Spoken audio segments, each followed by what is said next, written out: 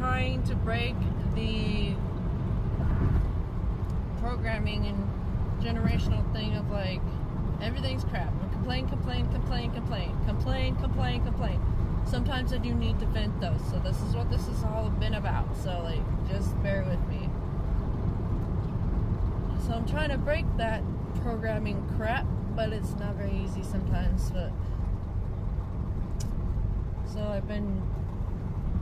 I have been working for like I don't know how many years to get myself, probably actually since 2012-ish, when I realized, wait, I could just start thinking positively, looking on the bright side of things. And this is the this is how long it's taken me to get there. It is 2024, 12 years. Because I was raised to always look on the negative side of things. Because that's how my mom was raised, shit like that, like no gratitude or whatever, just like, well, it's the Five of Cups energy, honestly. That I was raised in the Five of Cups energy.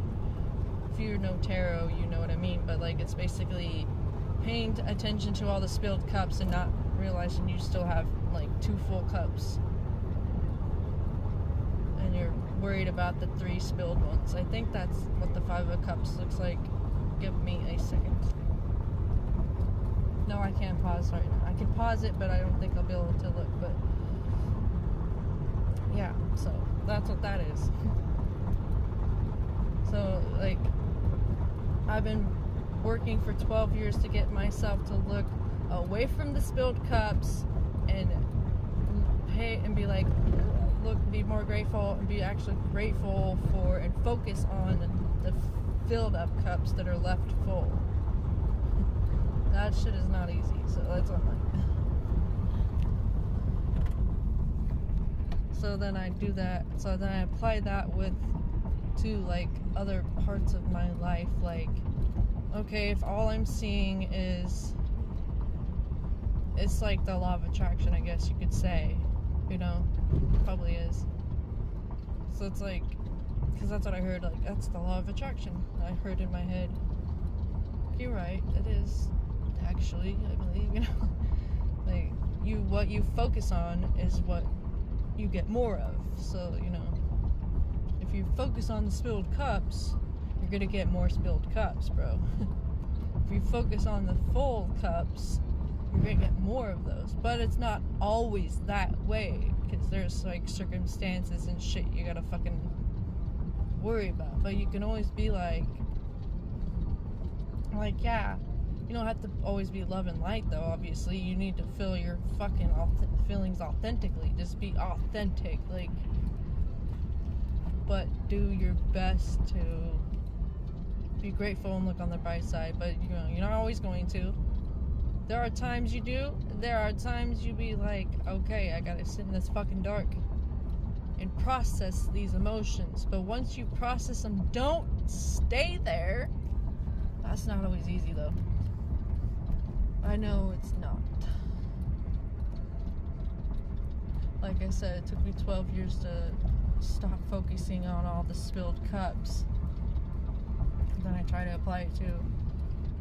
So I've been trying to do that with the healing my relationship with friendships and relationships in general. So I've been doing my best, but it still is like, what happens when people aren't showing up?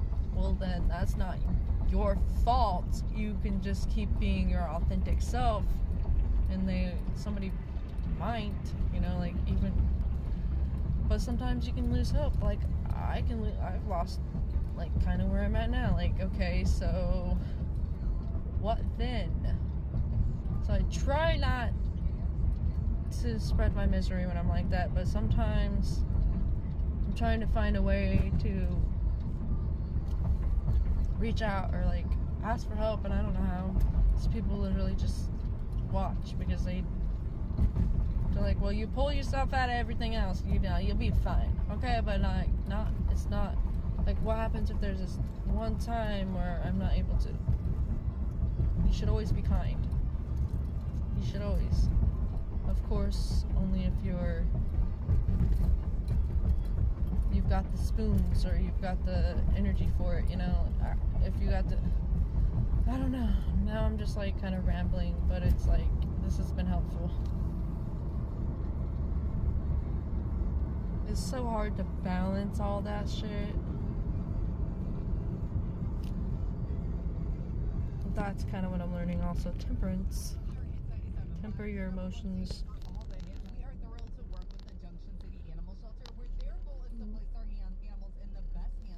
Oh no, this grounded me a lot. If I can't walk and I can just take a drive, and it grounds me.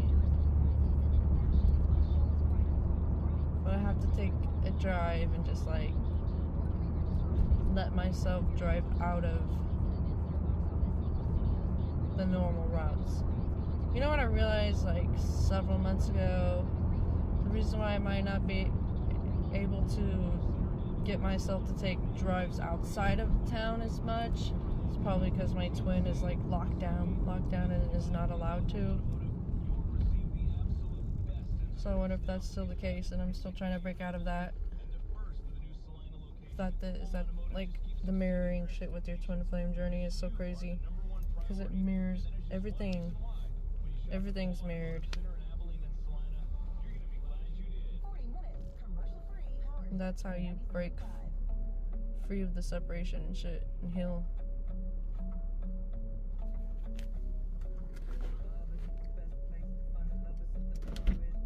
No, I better not open that because the thing will fly away maybe. Yeah, it is crazy how it works. That's what it means with the mirror exercise with your twin flame. It's like, wow, I see a flock of birds above me, but it's like nighttime, so like how the fuck did I see that? But yeah, you'd be like, okay, it's like you're mirroring. It's just insane how that works.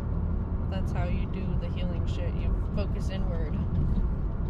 Then you realize, hey, maybe that's mirroring, you know, like maybe they're unable to do this. So you do your best to break yourself out of it. Like you do your best. Like with me, I have a hard time leaving the house. Maybe he's not allowed to leave much. I don't know. Also, I have a hard time driving out in the country and just like kind of allowing myself to get lost. Maybe he's not allowed to drive out, leave town at all. So to break out of that and help break him out of that, and I have to push myself to do that, right? Like, but it's mostly you just focus on yourself though. Like it's really for you, but in turn it helps them, right? So that's what I mean. Anyways, I think I'm gonna be done with these videos for now because there's a lot of them and I want to focus on just driving now.